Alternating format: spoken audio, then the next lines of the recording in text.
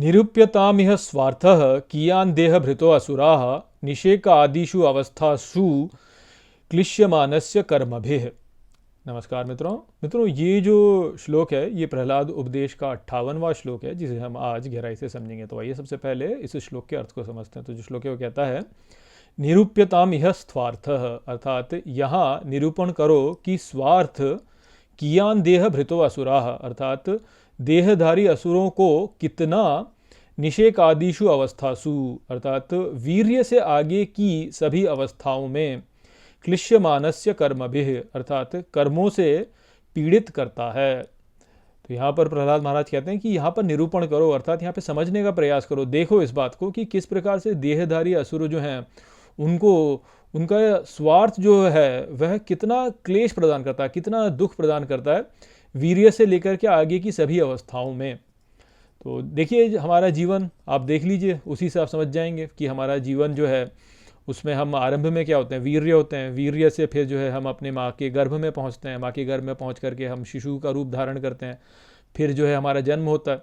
अब वो जन्म होने की प्रक्रिया को आप देखिए कितना दुख उसमें होता है, माँ को भी दुख होता है और शिशु को भी दुख होता है कितना। और उसके पश्चात जो है फिर कितने समय तक ऐसे ही पड़ा रहता है शिशु, कुछ ना हिल सकता है ना चल सकता है, कुछ भी नहीं कर सकता, माँ उसका पूरी देखभाल करती है। और धीरे धीरे वो बड़ा होता है, बड़े होते हुए जो है अब कितने रोग कष्ट, कितनी चोटें लगती हैं बच्चों को, कुछ भी नया नया सीखने में अब क्या क्या समस्याएं नहीं होती हैं बच्चे को। वो फिर पढ़ाई करता है, आगे पढ़ाई करने में देखिए कितना दुख होता है, आपको कितना कुछ पढ़ना पड़ता है, पढ़ाई लिखाई और सब कुछ। उसके आगे जो है फिर आपको कुछ व्यवसाय करना है, व्यवसाय करके फिर आपको अपना परिवार बनाना है, परिवार बनाने परिवार का पालन करना है, परिवार का पालन करके जो है फिर अपने माता पिता की भी देखभाल करो, अपने बच्चों के भी जो है शिक्षा का ध्यान रखो, घर का भी ध्यान रखो, और सरकारी कार्य इतने सारे, इधर उधर भागो दौड़ो, क्या क्या नहीं करना पड़ता है व्यक्ति को। और ये सब करने में ही जो है पूरा जीवन निकल जाता है। जीवन निकल जाने के पश्चात जो है जब बच्चे बड़े होते हैं तो फिर बड़े बच्चों के में ममता होती है, उनसे दुख पाता है व्यक्ति कि बच्चे मेरा कहना नहीं मानते, मेरी बात नहीं सुनते और जो है बस अपनी मन की करते हैं। और उनकी जो जीवन में क्या घट रहा है उससे और व्यक्ति जो है त्रास प्राप्त करता है कि यार मेरे बच्चों का ऐसा ना हो जाए, वैसा ना हो जाए। माता पिता एकदम बूढ़े हो जाते हैं तो उनकी देखभाल करने में अलग, फिर माता पिता जो होते हैं जब बहुत बूढ़े हो गए तो उनका जो मानसिक अवस्था है वह बिगड़ जाती है, इधर बच्चों के साथ में क्लेश चलता है। बस इस सब में ही जो है व्यक्ति का पूरा जीवन निकल जाता है, भाग दौड़, कष्ट, क्लेश, दुख, रोग, व्याधियाँ, इन्हीं में पड़ा रहता है।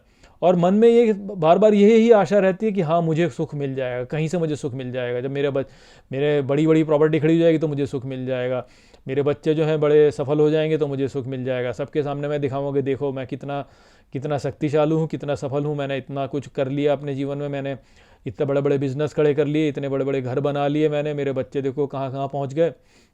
ये सब सोचता है और ये सब सोच करके सोचता है कि मुझे सुख मिलेगा, और मिलता क्या है, केवल दुख ही दुख मिलता जाता है पूरे समय।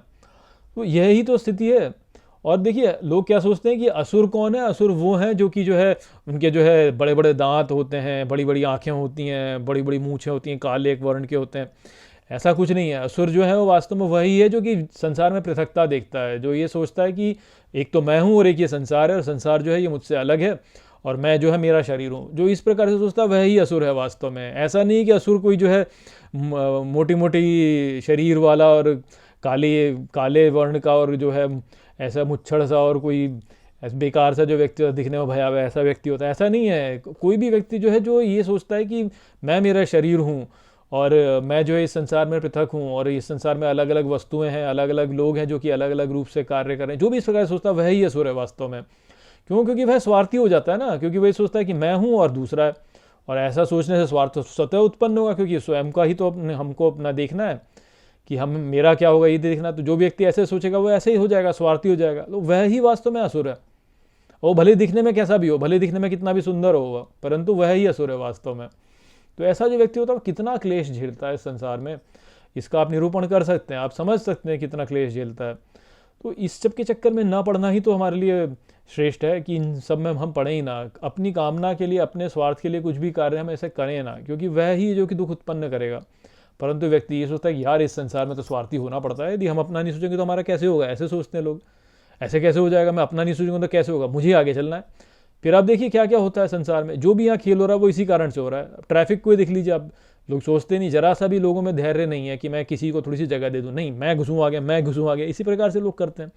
फिर आप देखिए क्या हाल होता है ट्रैफिक का।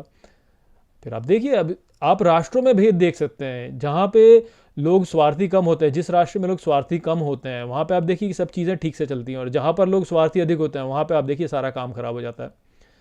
तो ये क्यों होता है? ये इसीलिए होता है कि जो स्वार्थी रूप से कार्य करेगा वो सब बिगाड़ देगा, और जो निस्वार्थ रूप से कार्य करेगा उसका सभी कार्य जो है वो सुगमता के साथ में हो जाएगा। किंतु ये बात समझ में नहीं आती लोगों को, लोगों को ये बात समझ में नहीं आती। परंतु हमारे ग्रंथों में कितनी बार बार बार बार बार इसी बात को कहा गया है कि स्वार्थी मत बनो, निस्वार्थ हो, निष्काम हो जाओ, आपके जीवन का सभी कार्य जो है वो बड़ी ही सुगमता से हो जाएंगे। किंतु लोग ऐसा कर नहीं पाते। ये बात समझिए आप, ये बात हम सबको समझनी चाहिए। तो वही संदेश था यहाँ पर इस श्लोक में। आशा करता हूँ कि मैंने इस श्लोक को आपको अच्छे से समझा दिया होगा। चलिए इसी के साथ इस वीडियो को यहीं पे समाप्त करते हैं। नमस्ते।